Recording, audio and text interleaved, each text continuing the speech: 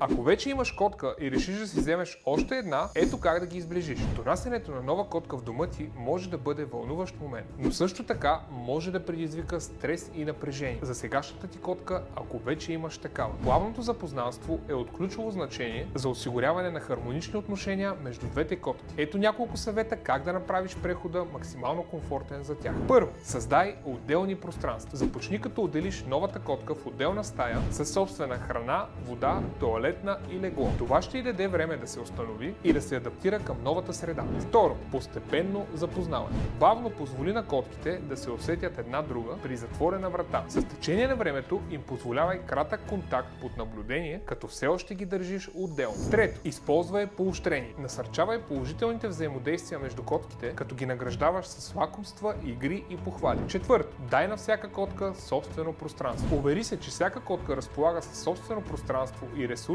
като легла, тоалетна, играчки и купички за храна, за да избегне съперничество и териториални проблеми. И пето, бъди търпелив. Процесът на запознаване може да отнеме няколко седмици и дори месеци. Не прибързвай и остави котките да създадат своите взаимоотношения със собственото си темпо. Ако процесът на запознанство не върви гладко, помисли дали да не потърсиш помощ от ветеринарен лекар. Ако искаш да научиш още тайни от света на котките, вземи новата ми книга "Наръчник за грижовни стопани на котки". Линкът е в профила ви.